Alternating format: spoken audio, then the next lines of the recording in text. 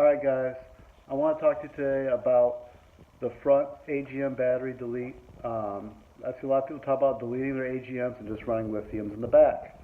I in fact did that a few months ago. I did a double delete up front and I have a 80 amp hour Limitless in the back. Now I've noticed a few things since I've done it. I've seen a lot of posts on some of the car audio forums, pluses and minuses, negatives, shouldn't do, should do. So let me go ahead and go into it a little bit with you today. Just a quick overview of what some of the electrical is and my personal setup is. I have just one battery now. I have the 80 amp hour Limitless in the back, as I said.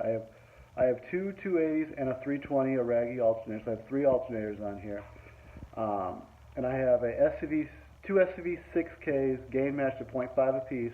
I have a SAX 200.4 V1 in the back. But the point of my video today is just to strictly go through the front battery deletes and just talk about that with the lithium running everything in the back and kind of what I've noticed. So without further ado, let's get into it. So as you can see here, I have two terminal blocks. Over here I have a distro block. Now on these Suburbans, they used to have, you can have two batteries. You have a group 3400 here, you have a group 34 over here as well. So first, before I deleted the batteries, first battery I deleted was this one. I went ahead and did a distro block. This is simply, basically this is just a piece of MDF. I have some 2x4s here to raise it up to the right height. So it has the hood clearance, as you can see here. And it's not touching anything like the hood vent or anything, but to the top of the hood. But I went ahead and did this just so if I'm working on something up front or something in the back, I have an easy way to disconnect the power between the two. Especially with the lithium being in the back, and it keeps everything nice and clean. Obviously I have 12 going in here. I have 8 runs going to the back. I could add 4 more, as you can see right here. So that's number one.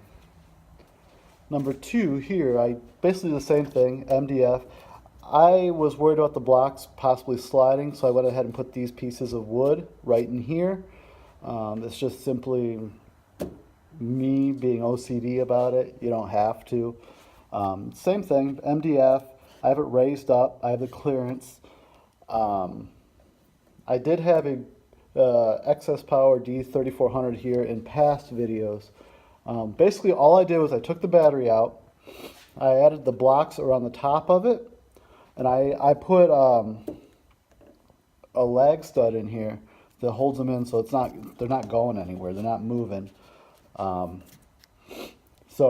then obviously separate them. So basically I took the battery out, put the terminal blocks on the battery, back in, bolted everything back up just like it was.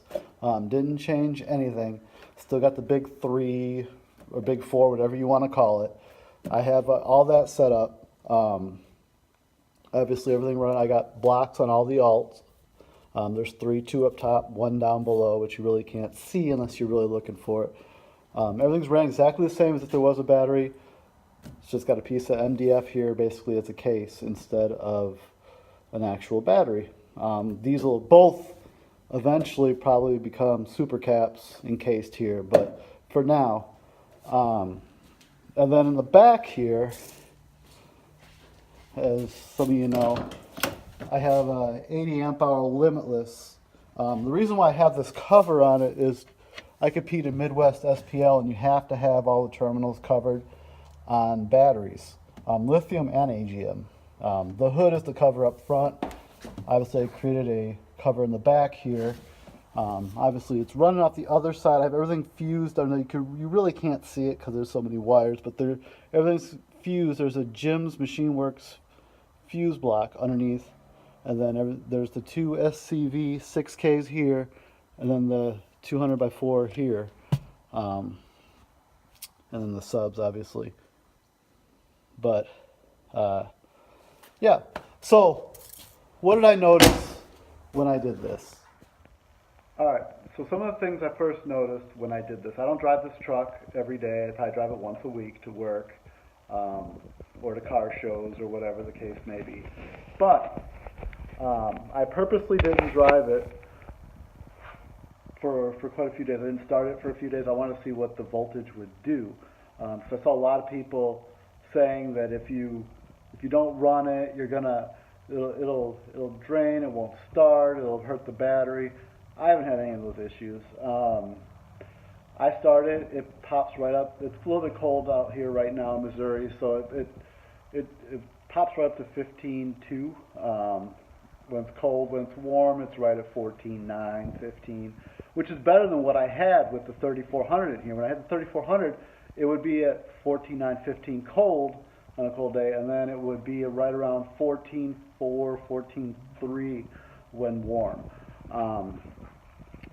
So definitely noticed an increase in voltage there. Under load, I don't notice a huge difference. I did notice that under load, full tilt, I'll get down to about 12.3 now. I will get down to about 12.4 before on a burp full tilt, clamping right around 13,000 watt. So no real difference there. Typical just playing, driving around town, I hold voltage a little better. Now a lot of people say that one will drain the other. The D3400 rests right at 12.9, 13, whereas lithium I believe is 13.4 to 13.6.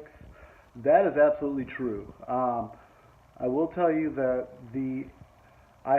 like I said, I hold much better voltage just driving around town, everyday use, after not running for a week or so, now than what I did with the mixed batteries.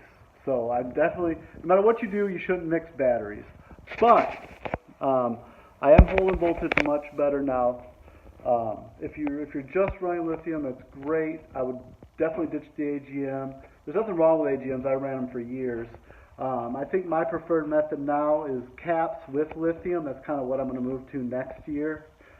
As I upgrade my system, add more power, so on and so forth. It's just a natural progression. But I definitely think that just lithium is the way to go if you have AGM and lithium. You don't want to mix the batteries. So just ditch those AGMs, run just lithium. You'll have no issues.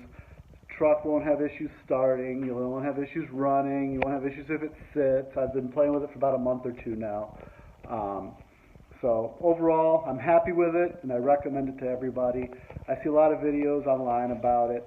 So please, if you have the opportunity to do it, if you have an AGM and a lithium, ditch the AGM, go just lithium.